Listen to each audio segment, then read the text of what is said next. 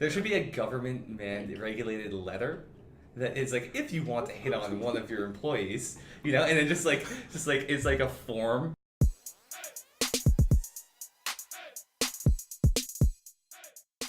Welcome to Humanist Agenda Podcast. My name's Kenny. I'm Sherry. I'm Will. I'm Selena.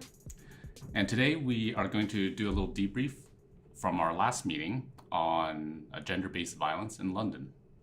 So we had Dr. AnnaLise Trudell, and she came in from Anova, which is the new conglomeration of the Sexual Assault Centre of London and the Women's Community House. So we're going to be talking about violence against women. We want to give a bit of a disclaimer before we start. So this podcast contains discussions around sexual assault and violence. If you or anyone you know is experiencing violence or harassment at the hands of someone else, please seek help. There are a number of resources for you to reach out to. You could call the Assaulted Women's Hotline at 1-866-863-051. If you are an Aboriginal woman, you can contact Talk for Healing at 1-855-554-HEAL, HEAL.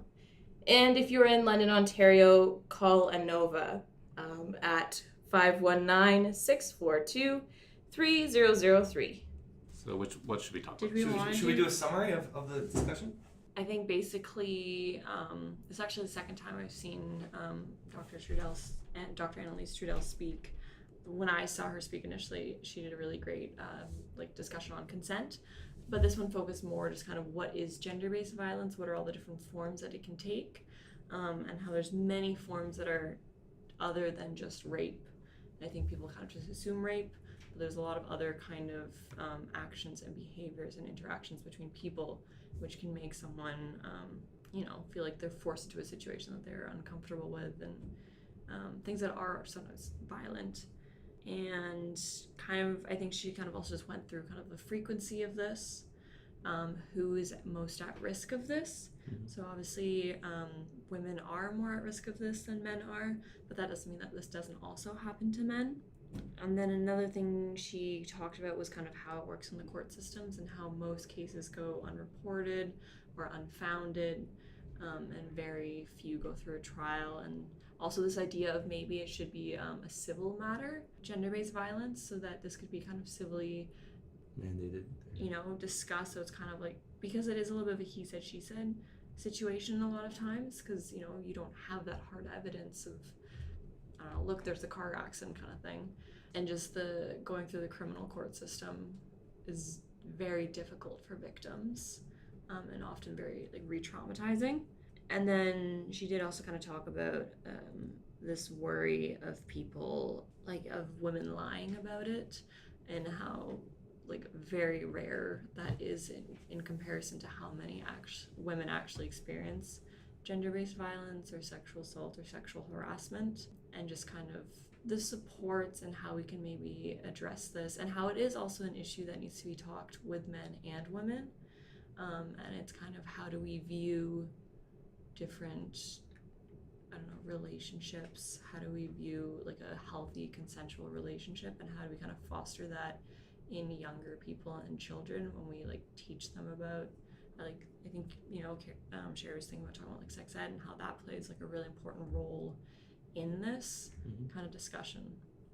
That was a really big, long-ass rant. I think it was a great topic to have, because at our winter solstice, we have previously donated to Anova, and this year we donated as well. We actually got the total of our donation in. So Hala donated $200, and our members donated $160 extra. So we, in total, donated $360 to the Anova shelter, plus a bunch of items.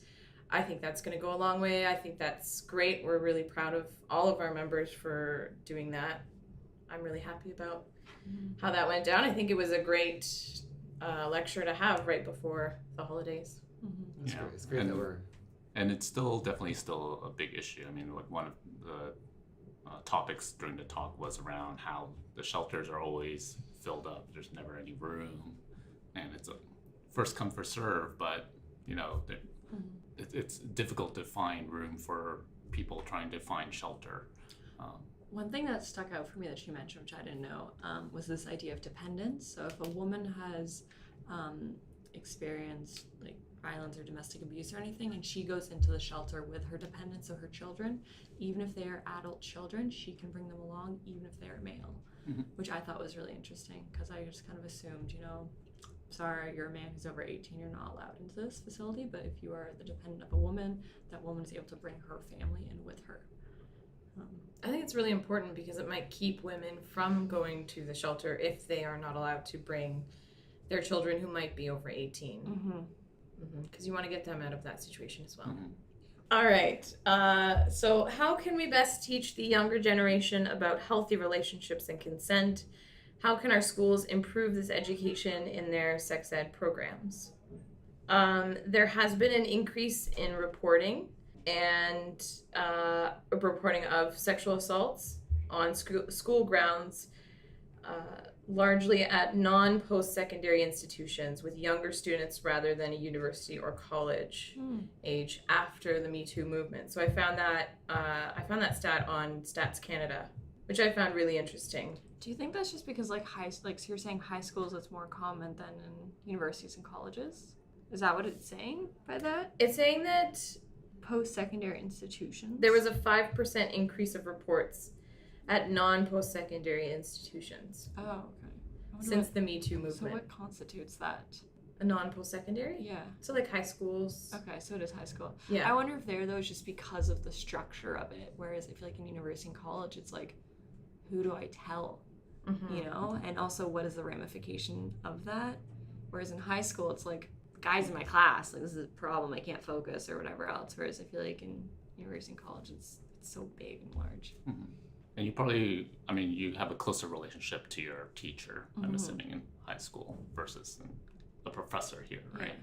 But the increase has happened since the Me Too movement. So it's not just in general there's 5% more. It's that there's been an increase in the younger students. So younger people, I think, are starting to recognize sexual violence since the Me Too movement. I think it's brought that to the attention. hasn't been as effective at changing the minds or actions of those older than that, because maybe they're set in their old ways. Is that kind of or they don't have the supports to actually reach out to report that, or then they are reporting it but actually being able to like figure out, right? Like you're not going to go to your university professor and there's not like a system for managing the stakes that. are higher when you get older, right? So let's say it was violence at work. Now you might feel like your career is on the line or could potentially be threatened, versus elementary or high school kids. I think it's more about the setup of it. I think there's just like university and colleges, you're just kind of like floating through. There's just not that contact point, There could have been a lot of changes. Like the change could be that teachers are more aware. The change could be that students are more high schools, aware. you mean? Yeah. Yeah. No, I think I would probably agree with that. That there are more supports because of the awareness. Definitely, there could be a lot of different things. Yeah. I was just wondering. So we were kind of using a few terms interchangeably. What are we specifically meaning when we talk about like gender-based violence, rather than like sexual harassment? Great question. Sexual harassment, is that not a more frequent occurrence? So if you're being harassed, it happens on a multiple time basis, whereas assault is more like... Is assault sexual violence or? Sexual violence includes sexual harassment. So this is when someone uses words or actions of a sexual nature that make the other person feel intimidated, humiliated, or uncomfortable. It can include sexual abuse, sexual assault, rape, incest, all of those things. It also includes sexual harassment, stalking, indecent exposure, degrading sexual imagery, voyeurism, cyber harassment, sex trafficking, and sex exploitation. Okay.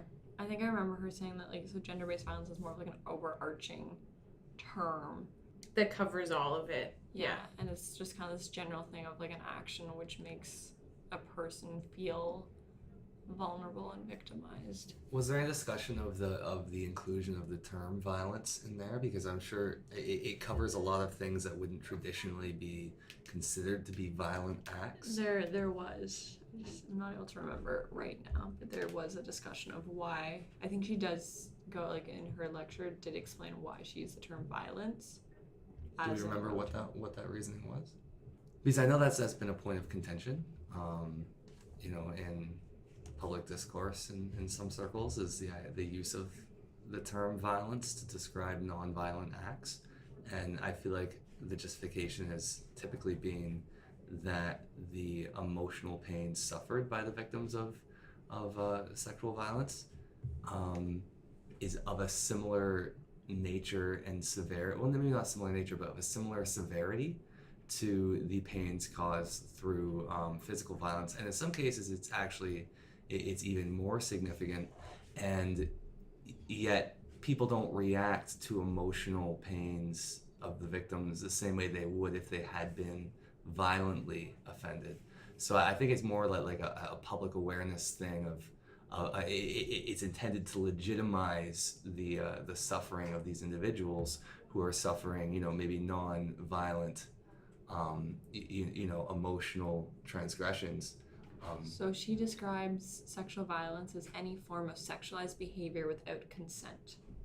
And so that's on how it becomes an umbrella term, because it could be something like a comment, or like a stalking or a touch, and doesn't necessarily mean violence. Yeah, in like a traditional sense. Yeah, not like physical violence in traditional sense. One example she even gave was outing someone about their like sexual orientation is something that you have done without consent of the person.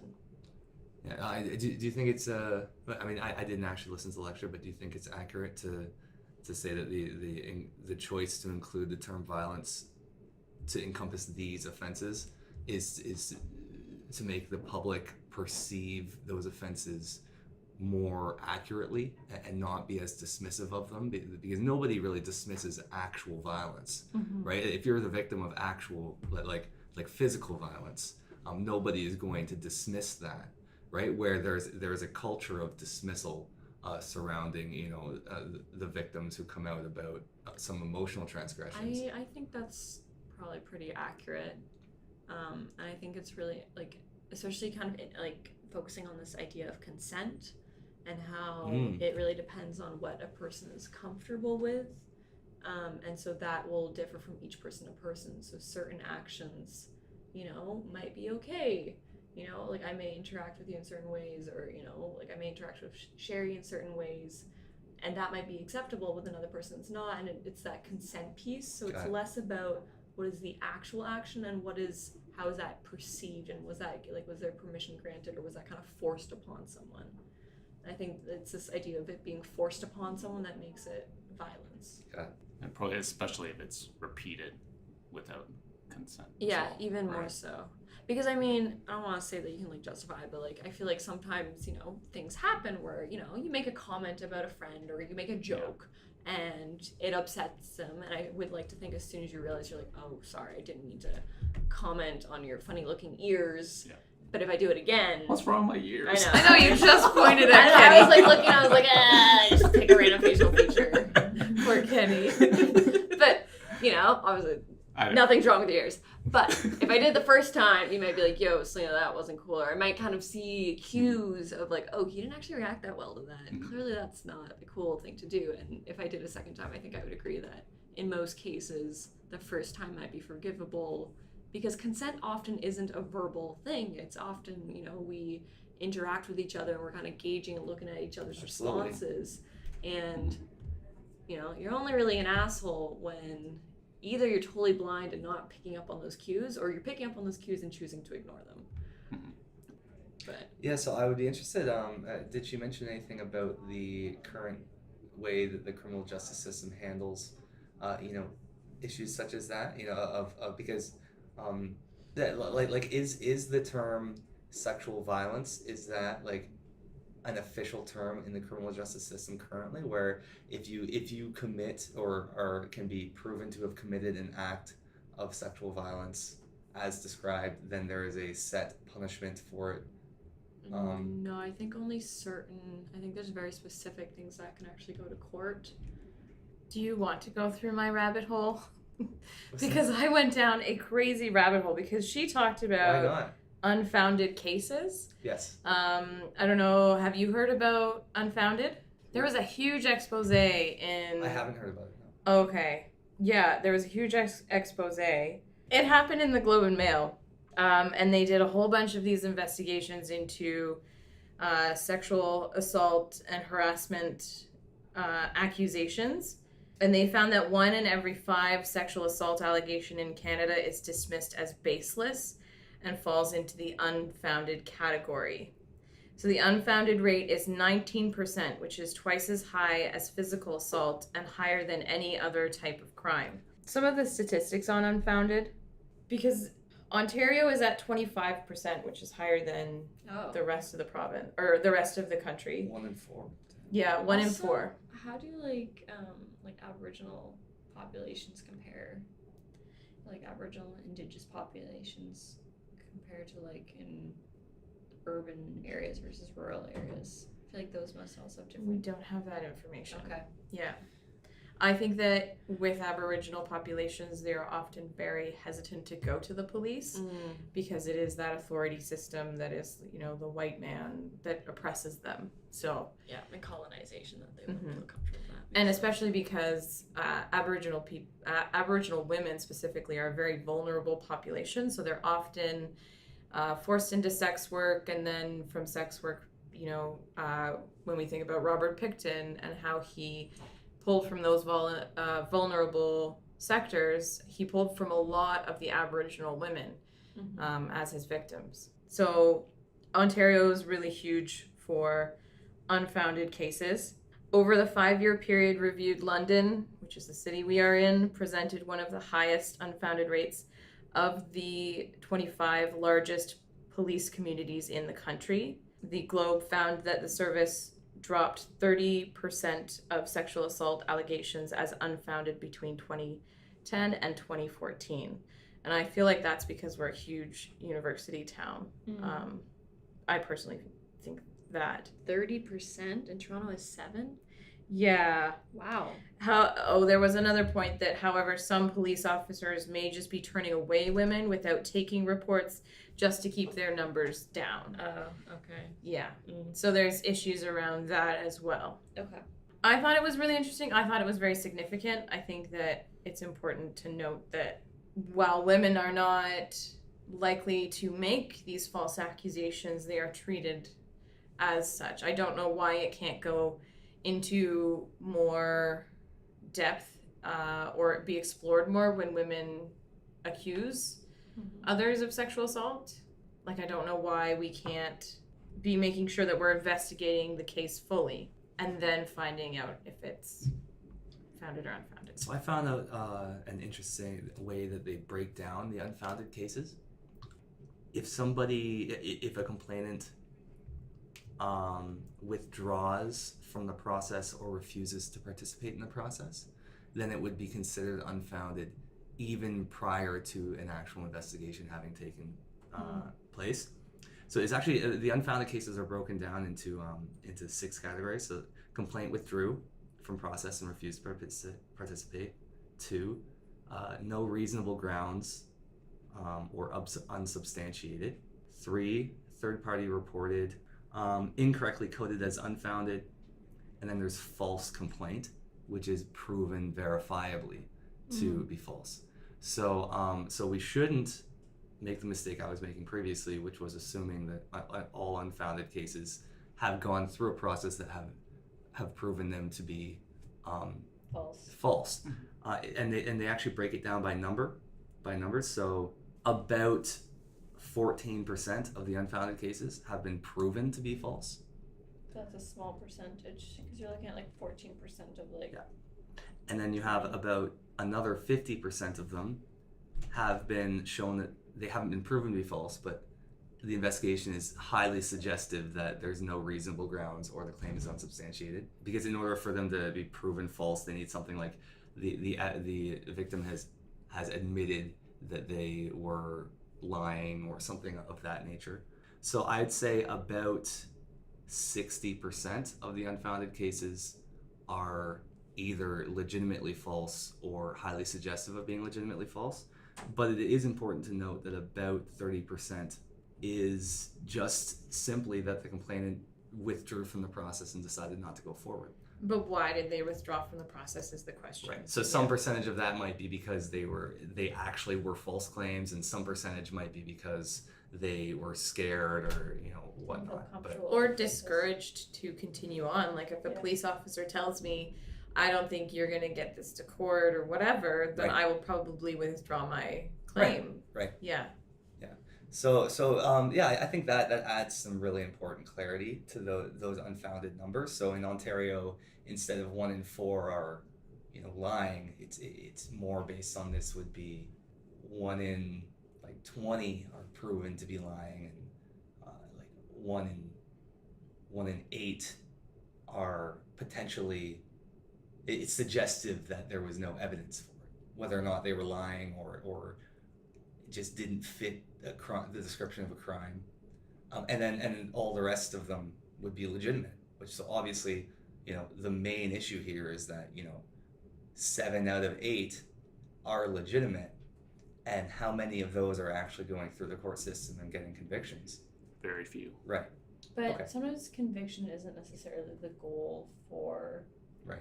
Sometimes it's just a matter of being able to report it in the future for future usage, but sometimes people don't actually want to penalize the person who committed the sexual assault. In many cases, where it's domestic abuse, women may report it, but they don't actually want to go through the court system with their spouse or partner. I don't think we actually answered our first question. Yes. Not at I don't know all. if we want to take. Do you want to just take that out and see how we started that conversation, No. or do we want to go back? Let's finish answering that question. I mean, so how can we essentially teach the younger generation about healthy relationships? I mean, this goes back to, I think maybe in a previous episode we talked about sex ed in Ontario and how that's changing, especially the removal of teaching consent. Which to me sounds pretty detrimental in terms of if we're trying so to. it's not in the new old Consent curriculum is at all? not. No. Yeah, they went way back. They didn't even just remove other stuff. They just fully switched it up. They went back to, I believe it was the 2014 edition. So originally they went There's back no to the consent in the 1999 edition, and then they went back to the 2014 before they put consent There's no in. consent in the 2014 edition even? No. What? Nope. Can you at least make an amendment, do 2014 plus consent? I guess that I understand that a lot of religious folks are really upset about gay rights and stuff, or this idea that there's different family styles and stuff. I mean, not that they should be, but I see a little bit more basis. But I would hope that everyone, regardless of their religious background, would be on board for consent. The version does not mention the concept of consent, so that's it. They just went back. They went back to before they. So they did one little revamp because we were doing a 1998 or 19 something version. And then, so the Liberals brought in this temporary one that they were moving into the new one, which would have had consent and different family structures like LGBT stuff, gender, things like that. And then they went back to the interim one, or the one that was meant to be kind of interim to the new one. But do teachers have any kind of flexibility to kind of throw in a little bit consent into that? Well, there's a new reporting line, right? If you if you teach are something, teaching something that a parent does not like, they can report you to the government instead of talking to your principal, instead of talking to the school board, whatever. They're going to go straight to the government. That's a few months Oh old now, my god. it's essentially a snitch line. Well, I don't know how much we want to get into this. That's okay. But just to note that things like consent are not included. I think consent is the most important thing. I feel like a lot of these issues come up as a misunderstanding of consent. Good point. And I think Doesn't justify it, of course. yeah, no, and I think even Dr. AnnaLise Trudell even mentioned that it's happening at such a high rate, and she was saying that these men who are doing these aren't necessarily bad, malicious people. It's just Right. misunderstandings of consent. And you have to think about, like, if 1 in 4 women, by the time you die, if 1 in 4 women has experienced sexual violence, then you have to think about how many men are perpetrating Yeah. and how many men in your life may have perpetrated, but they aren't bad people. They just don't understand. Like, we're not teaching men properly, I think, in schools about consent, about how to treat. I think it's people. both ways. It's women of knowing how to give consent and how to, like, you know, make that clear and reach out and have these talks when you aren't feeling comfortable with something, and that you shouldn't be put into situations that you're not comfortable with.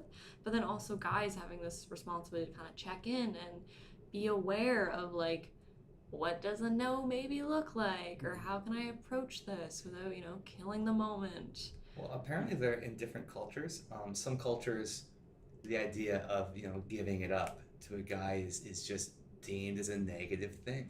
So there's culturally expected that the women, even if they are interested, are going to socially and visibly be putting up a display of this is unwelcome, no, don't. And apparently the men in those societies, that's what they come to expect. This is going to be like when you're pursuing someone who is interested in the advance, just because of the shaming that goes around you know, specifically women and their sexual autonomy. And that's a huge problem. And you would think that if you could eliminate any reason for somebody to be giving kind of false resistance, then there would be no plausible justification for somebody pushing past any level of resistance, right? And that's why I think it's really important that's an education for both girls and boys. Often the onus is put on the women. So, like, what are you wearing? What are you doing? That sort of thing. Whereas I think that men need to be taught about how to get consent. You know what I mean? So maybe it's not always that the woman has to give it, but the man kind of has to ask for it. But I do think Will has a point of this idea that, like, you know, for girls, like, you know, losing your virginity is like this big taboo thing almost, where for a guy it's like I did it. So also kind of changing that idea about it so that girls don't feel inclined that they have to sometimes, like, oh, you know, like, play hard to get, or like the guy has to be chasing the woman, and as if that's some inherently desirable feature of the interaction is that it's difficult to achieve. I feel like the whole idea of the chase it's very rapey. It's the idea that she initially doesn't want it, and through continued advances you eventually succeed. That's a narrative which is made to be a positive one. That's made to be a desirable narrative. Yeah. Right? And it's all over. I mean, you know, if you look back in TV shows, 50 Shades movies, of Grey, right? 50 Yeah. Shades of Grey. Right. There's nothing actually valuable and endearing about that guy at all. It's just really freaking creepy. Yeah.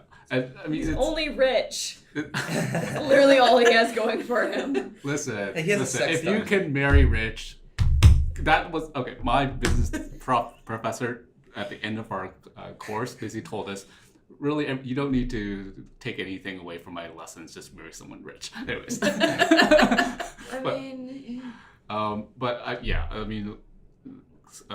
our media, it's perpetuated, you know, this the chase and how women need to, or how women should be behaving, and how men should chase after women. I mean, that needs to change, and I think, you know, talking about consent to both men and women definitely super important, and I think it's pretty clear. Women need to be empowered to be able to vocalize whenever they run into situations that they do feel uncomfortable, and men need to become much more self-aware around how they interact and from the person they're currently interacting with as well. It's funny because I feel like there's been a lot of pushback from men because now they're like, we're scared to do anything around women. And you, Kenny, you sent me a very funny video about how to not sexually assault someone. I will link that in our notes. It's from the BBC. I mean, it's pretty clear. I think the key message, it was a comedic sketch, but I think the main summary is, you know, if it feels bad, it is bad. But I think maybe that's another thing that, again, it comes into this idea of like empowering like females to feel in charge of their sexuality, so that they don't feel ashamed after they have sex, even if they like want to have sex. I feel like sometimes women, you know, they want to have sex with someone and then they do it and then they have this weird like, oh, does that make me a slut? I shouldn't have done that. You know? Yeah. That was That's not actually cool something either. that was taken out of the sex ed curriculum as well. So it was put into the sex ed curriculum that students were told that some people have sex for pleasure, not just for procreating. That's really And then they good. took it out. I feel like that's so important, and I think I'll be honest, when I was in grade 8, I remember learning about STIs and thinking, oh my god, how does anyone have sex? How did my parents have sex? They almost died. The risks are too I high. literally was like, they could have had HIV and AIDS and died, and they risked it to have me, and I just like did not get it. It's like a misinformation campaign to try and make people feel guilty about their sexual desires, because there's a large religious wing, mostly religious, who feels that people having sex just for fun is literally immoral and is going to send you to hell and whatnot. And encourages their children to have sex. But yeah, encourages them to have sex, and because the parents who might be religiously minded or whatnot, they feel that their children having sex just for sex is like the worst immoral act that they could be doing, and the worst, like they'd rather them be doing drugs and whatnot. Obviously there's risks of them getting STIs and becoming pregnant, but I think the main issue here is that there's a large number of the older generations mostly who don't think that sex just for sex is something that can be morally acceptable, and so they would rather scare children out of healthy sexual practices. They would rather them be at risk of not being educated on these things than have them be properly educated and safe and going about whatever interactions they might choose to go into willingly and informed. 100%. Well said. Can we move on to the next question? Yes, because I think Okay. the next one we're talking about celebrities, right? Talking about celebrities. You just got really excited there. Okay. Can I read the question out? So, in the past year, many notable celebrities and public figures have been accused of sexual assault and violence. How do we react as a society? How has the Me Too movement changed our perceptions? And then I think, Sherry, you did this one.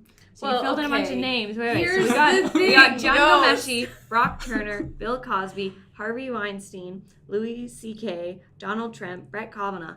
And then there's also Aziz Ansari on here. What is he doing on this list? Here's the thing. He literally had an episode in Master of None that was all about like sexual assault and like another coworker making a woman feel uncomfortable. And now just seeing his name on this list, I'm like, wait, what? I wanted to demonstrate that there is a spectrum, and that people, I'm saying people, not necessarily me, consider Aziz Ansari as somebody who has perpetrated sexual violence because of that accusation of the date that he went on. Yeah, just for context, he went on a date. The woman felt really uncomfortable during this date. She was over at his place. He wanted to engage in sexual activity. She did not. She verbalized she did not. And then the date ended and they went home. But in the date, Sounds reasonable. she said no, and But then he he stopped, and then like they pursued kind of again. did something else, and then he pursued again. And I think maybe that's where that like unclear consent thing kind of comes in, of this chase of Yeah. Oh, She's maybe- supposed to say no the she's first supposed time. to say no, right? you know, she Yeah. doesn't want to be too easy, or maybe she changed her mind. Right. Um, So I don't think that makes him a monster or a horrible person. Oh, absolutely not. Right. But- There but are I think- definitely monsters on this list. Does he deserve to be on that But I list? think Brett there- Kavanaugh? yeah, Nuh-uh. exactly. But I think, Trump? but I think there's the spectrum, right? I mean, like to me, yeah, Aziz Ansari, how it was described, it felt a little scummy. It was just like, I don't know if you really should be. Is it bad though? to I'm me. like, I feel like that's like so many girls have experiences like that, which doesn't make it okay. I think if Yeah. anything, it shows like we should make sure not to lump into the same category, but make sure that's clear that that's not just a bad date. That's like, stop doing that kind of shit, guys. Like, Well, Is that then not sexual violence? Because we're talking about, like, sexual violence is this umbrella term, yeah. right? All surrounding consent. I think we agreed to that, right? Yeah. So, I think if anything, like, maybe it's kind of like sexual violence, but I think what it more emphasizes is the need to, like, just have discussions about consent. And that I think too often we just expect these kind of experiences to happen. Like, oh, he was really pushy and I had to say no multiple times kind of thing. I didn't like it. Well, I mean, personally, I think it's decently commendable that it actually I know, I mean, actually that sounds horrible, but that they ended the date, you know, that he, like, because I think that the average person in that situation would probably try more than it sounds like he tried. You know, he said, hey, you know, maybe you want to try something, and she said no. He went, okay. I think he was and pretty. He tried a few times. Like, It was a pretty few times. pushy. Okay. So I think that's why I have this. Two tries. I mean, that sounds No, that sounds I completely think, reasonable. So Doesn't I think it? I think there were It's definitely probably more. more Yeah. tries. So I this is why when I read the account, to me, I felt a little icky about what he was doing because it just didn't seem like the right thing to be doing. It goes back to this BBC skit, Yeah. right? It's just like it feels wrong. It probably is wrong. Yeah. So, I feel like I think it's good to highlight it though, that maybe that like this is a form of sexual based violence or like gender based violence or whatever term we're using, and that we do need to kind of be aware of this. This doesn't make him, I don't think, necessarily a bad person, but maybe it's kind of one of those things like you gotta check yourself. Like, again, if I'm making jokes about you, you know, and I'm like, yeah, Kenny's kind of not reacting. Yeah. Like, maybe he'll think it's funny again. It's I like, know she really said no once during the night and then had to say it again and kind of was a little more less I mean, I wouldn't think that in a date you should be able to read a person's interest. And I mean, if she clearly said no the first time and she's not really into it, she's probably not consenting. Mm-hmm. She may not, maybe she wasn't verbally consenting a lot, but I mean, so this still goes back to, I mean, education needs to go both ways, right? Yeah. For all ages, not just the younger people. I think it's important that every age group. And then the other one I want to bring up is Neil deGrasse Tyson. Okay, What is he on that happened list? there? What happened? Because he Our hero. Black man science. He was just put onto the list like a couple days ago because of some interactions with women. So I think there were 3 that was accounted for, but basically, like, one of them was a woman had a tattoo of the solar system on her shoulder or something like that, and you know, part of it was covered up. And he lifted the shirt. He lifted the shirt because he wanted to find Pluto, which kind of makes sense for Neil deGrasse Tyson because he tried to he was the one that killed Pluto. Yeah. Yeah. But So, like, you ask. Yeah. I'm not about to lift up your shirt. Yeah.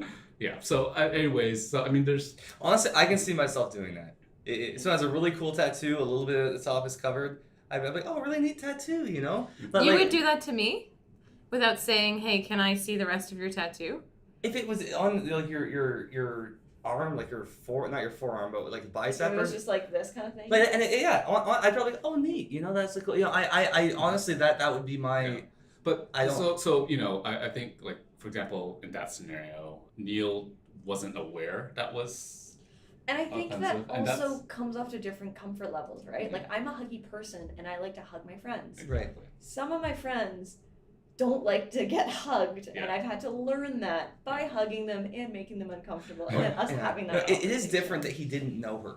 So he had no reason to believe that she might be comfortable with him doing that, right? Where I was thinking more if I was at a party with one of my friends, I didn't know they had a tattoo on their arm, I might go, oh, neat, you know, and just have a look at it, you know, on their arm, right? Obviously nowhere else, But to me, like, isn't this still, again, a communications issue around, like, consent? Like, It is. You should be able to say, I mean, she was a fan of him, right? Wanted to take a picture kind of thing, but I feel like people should be empowered if someone were to lift my shirt and I didn't want them to lift it, like, oh, sorry, I don't want.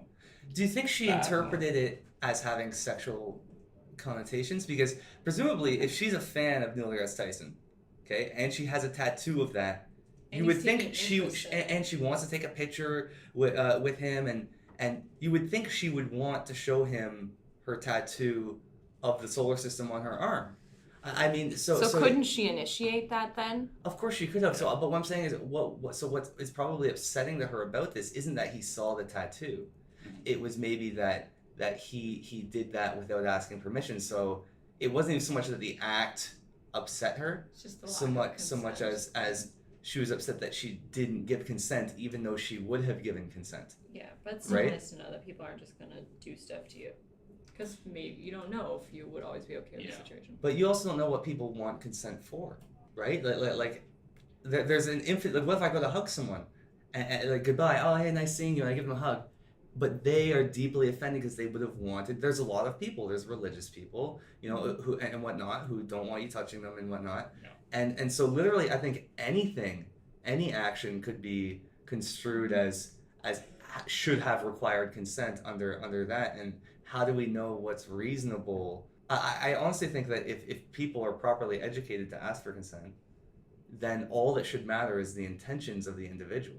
The issue, though, is power structures and power imbalances. Mm. Men have a lot more power than women do, and I think Or the famous issue men, Neil deGrasse is Tyson. Yes. women don't feel comfortable speaking up because of that power imbalance. Do you guys remember the funeral I don't where know which Ariana Grande was singing and that priest was hugging her? Oh, And she was that was- trying to that get away, was- and he like groped her. Yeah, that was definitely I have no idea. But well, that was inappropriate sexual contact. Yeah. That But very and different. that's also clear, like you're seeing the reaction and not Yeah, and you're not looking she for the was reaction. struggling, and he didn't. like I think if I Respond to went and that. hugged one of you and then wasn't like it wasn't aware back. of like you didn't feel the reciprocal. and I was hug. like I feel like I'd be like, is this is a hug? Oh, there is no sorry. he's pulling away. You know what I mean? What's going Like- on? But he doubled down. and sorry, it then- was Aretha Franklin's funeral, not Tamara. Sorry. Okay. I don't want to put that out there.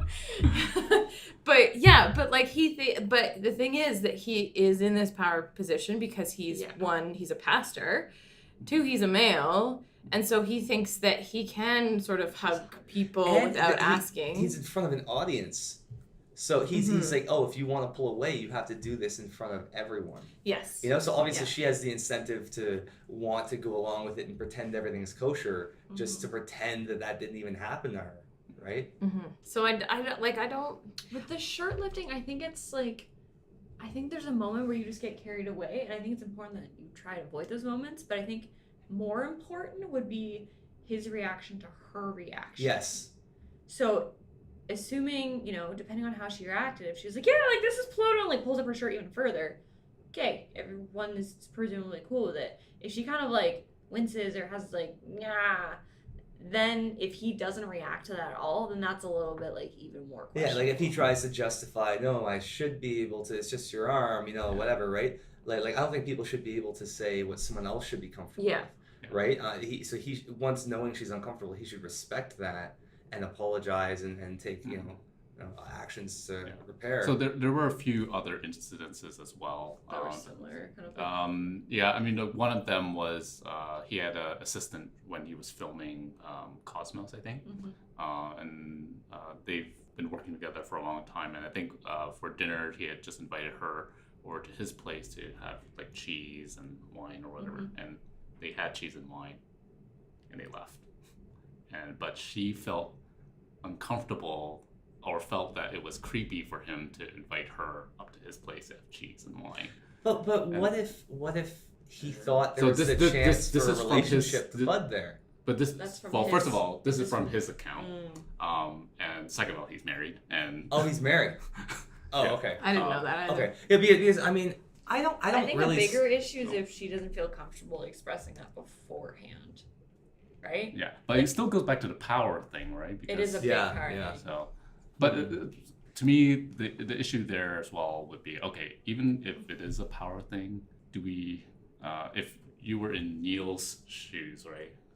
how would he know this is uncomfortable unless he's reading the person, Right. Asking. or if the person's telling him, "Oh, I'd rather not." Yeah. Well, he presumably he offer. I guess it could be weird because he offers it and she says no.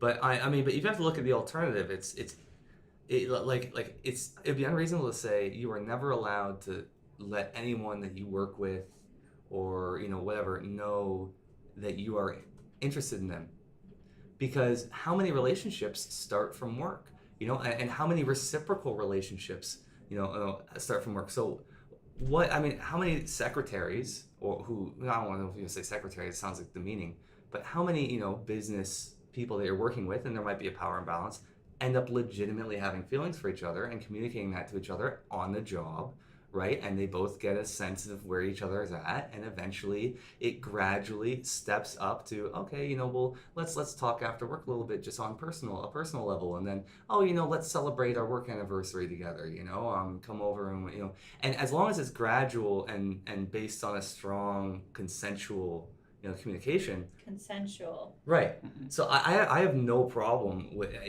so I don't think we have enough evidence to know if he acted inappropriately in this situation. So this is I think that's so tricky though, because if you're flirting with someone in the work environment to show them that you like them, and they're not comfortable with that, then I think that's a problem. I think there needs to be different rules for the workplace versus if you flirt with them and they're uncomfortable and you keep flirting with them, well, that's wrong. If you flirt with them once, just because you're like, hey, I might be interested in you, are you interested back? And then they're uncomfortable, and then you stop. I see nothing wrong with that. But how do you know that they're uncomfortable if there's that power imbalance? Right. So I think that's the issue. Is I don't think that people should feel that they have to. Obviously, I don't think they should have to flirt with their boss to keep their job, right? So that's a problem. But presumably, if you're a good person, you wouldn't give off that impression. In my mind, if it's a direct report, it's basically impossible. There's no way you should be flirting with a subordinate. Really? Mm-hmm. Which I think the power thing makes it really, really difficult to get consent, because there's so many other factors in place. Yeah. Especially if you're dealing with your career, right? Yeah. I mean, so just from my business hat in my work, it is impossible. You cannot as soon as you have mix any emotions. have any relations of any kind with a subordinate. So is that because of the issue that I think it might work out well, and then when it breaks up, it will cause problems at work? Or I think throughout any stage of it, your emotions will impact your reasoning and the way you do it. So you might either give them favorable treatment, which is unfair to other employees who have. Well, I understand all of that. That all makes sense. Or it might end horribly, or I think there's just so many levels of the consent piece is hard for me to wrap my head around, though, because it's weird to me to think that a subordinate who isn't interested would go down maybe 10 tiers of progressive consent giving, Well, they might change their mind. They might be like, you're not the person I thought you were. You're an okay boss, but I don't want a romantic relationship with you. I'm going to break up with you. Please don't fire me. Yeah. Please keep me around in your day-to-day life as your assistant. Yeah, I can't see any logical reason why. But you don't see as a risk that two consenting individuals should be allowed to take for themselves? If the secretary says, I really like my boss, I want to date him, they know in advance that if they break up, it's going to cause problems. I think there are unfortunately issues, though. It's, for example, the Lewinsky. Monica Lewinsky. They were two consenting adults, but in the end, she kind of first of all got screwed over by the whole thing, and there was also a power imbalance. She was looking up to him in a lot of ways, and was very infatuated with him because, he was the president. Yeah. So, I think it impacts your decision-making, and it places kind of unfair pressures on you to consent. Well, imagine being a doctor. That's a desirable quality in society. And then if you go to meet somebody who's, let's say, completely unrelated, is it wrong that they're attracted to you because you're a doctor? So in a similar situation...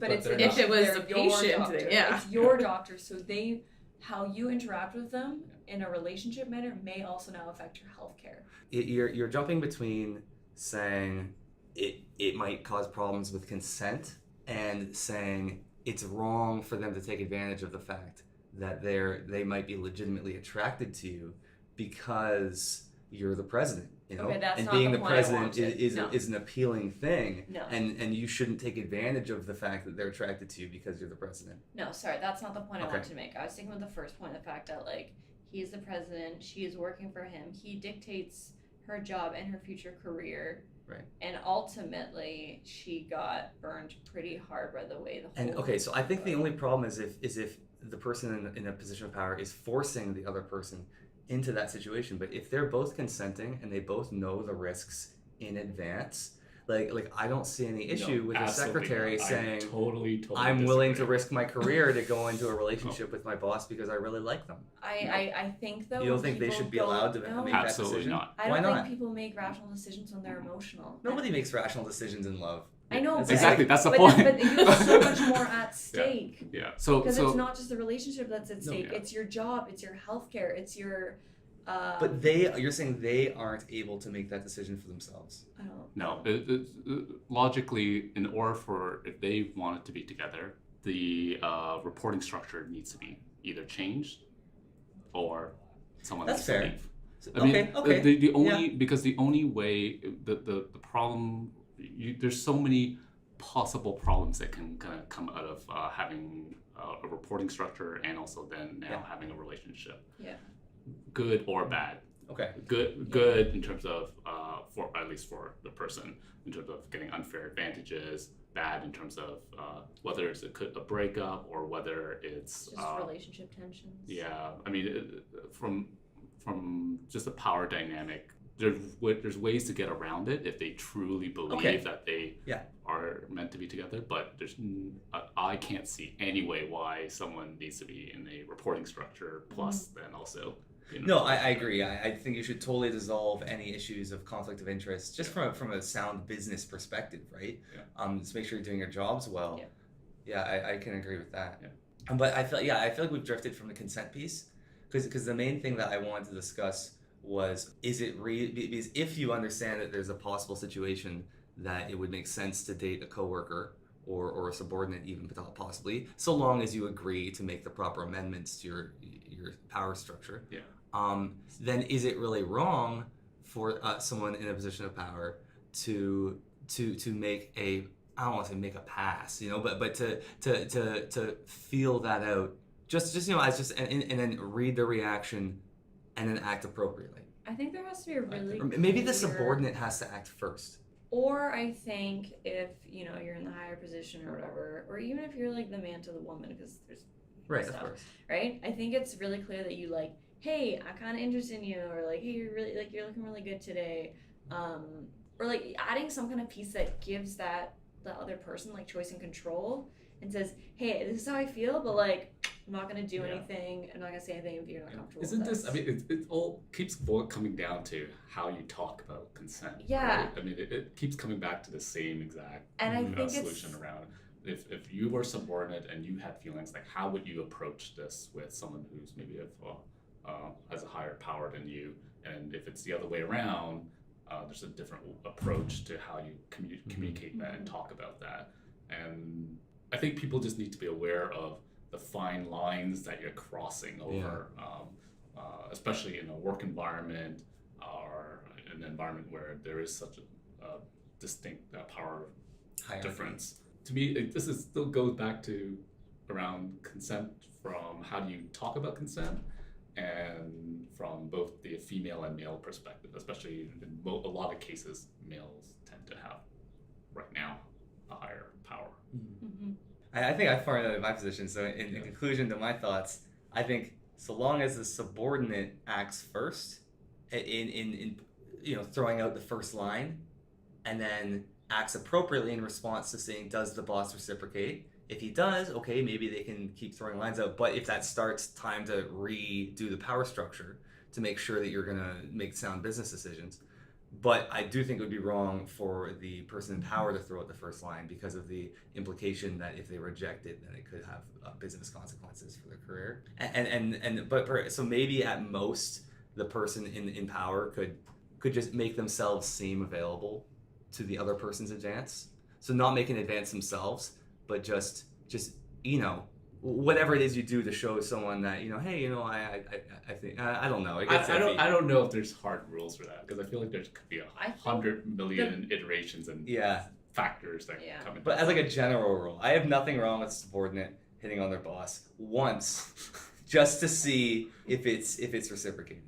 Mhm. Obviously, if it becomes a pattern of no reciprocation and they're just that's harassment, right? But I don't have a problem with workplace relationships as long as you to fix me, the hierarchy. to me, I don't have a problem with workplace relationships, but I think it still comes down to how you talk about it, and if we kind of frame it as you're hitting on someone, I mean, there's a fine line between hitting and harassment, right? And I think.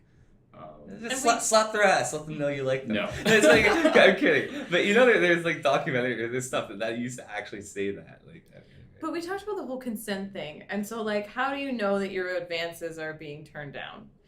Especially if you're in that power imbalance.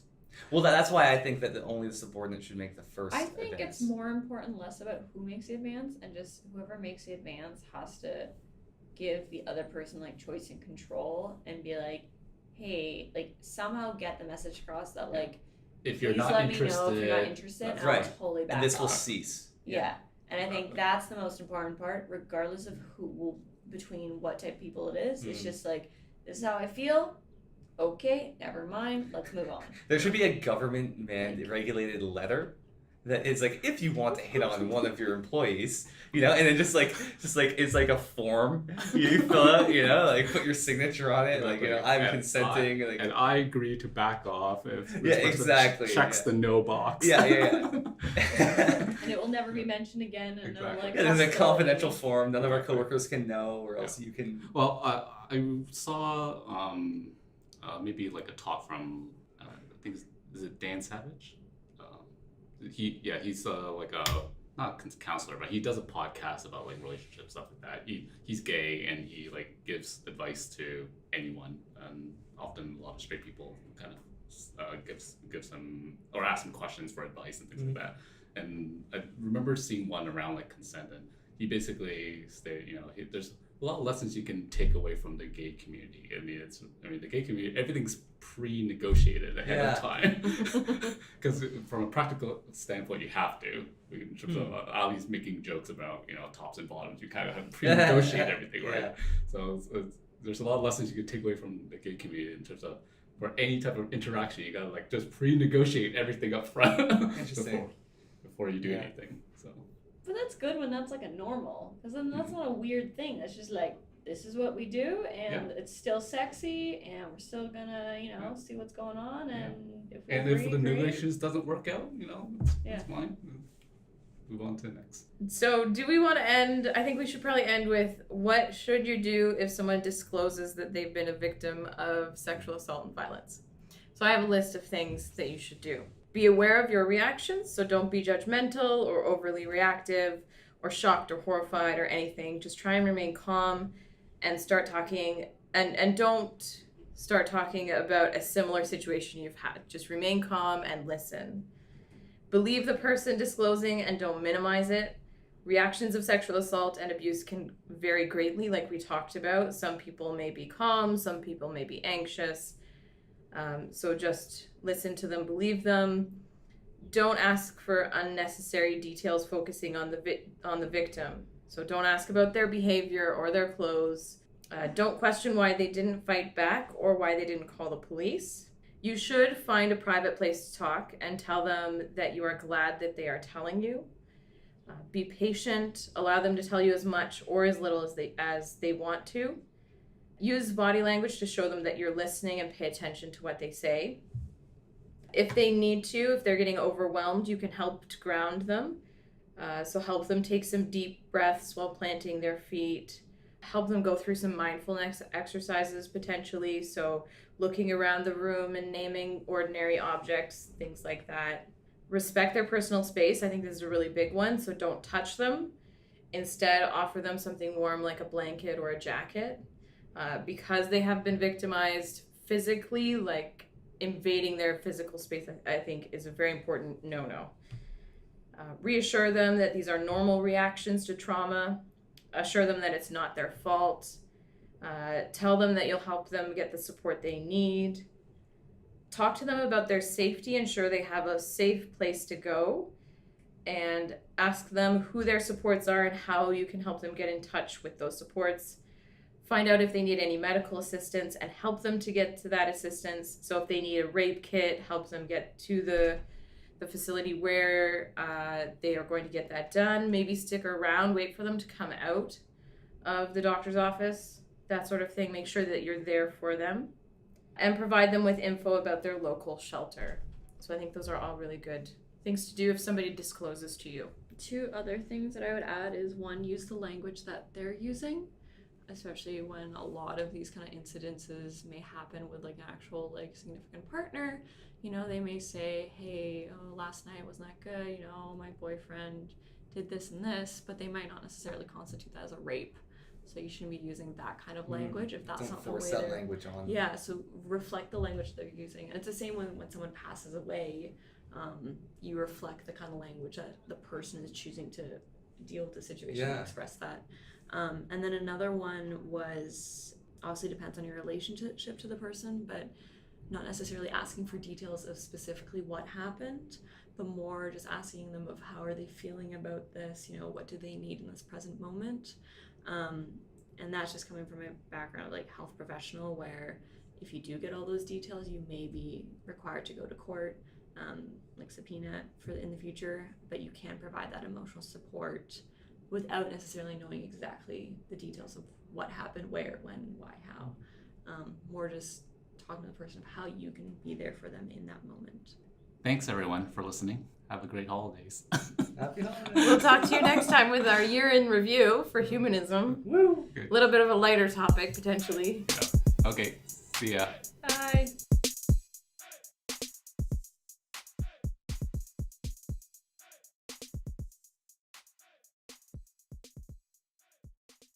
Yeah, should we add like links and references or stuff? 'Cause We already there's did, a didn't really we? great TED Talk called like sex pizza Can thing you or put something it like in that. the document? Okay.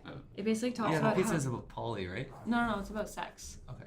No, it's this Sex idea. pizza. Yeah, it's basically this idea that people always talk about sex as like baseball and like home run and like Goal-oriented. a catcher and a batter, and it's goal oriented, and you know, like the different bases, how it's like step 1, step 2, step 3, home run. And it talks about how you should see sex as pizza, how, you know, even if like, you know, you and your partner have been together for a while, it's like, hey, do you want to get pizza? And then we kind of like talk about like, well, what kind of toppings do we want? Yeah, what are we feeling? You know, and like, it's this idea that like we both enjoy it, and I might just eat 1 slice today. You know, Yeah. I'm not actually feeling pizza. we can do half and or half if we want. Do you want know, the right? usual, and this yeah. idea that it's like when you order pizza, you don't just assume like, well, first we did vegetarian, now we're doing meat. You know, now it's this. Yeah, but it's a negotiation between people, and actually it gets into a lot more depth than that, and it was a really good talk. So Yeah. And it might be pizza. worthwhile putting in here. Who doesn't like pizza? And the people who don't like pizza are weird, right? Sorry. We're still recording. Do you think Sexual there will be violence? sexual violence on Mars? I don't even know where to start with that.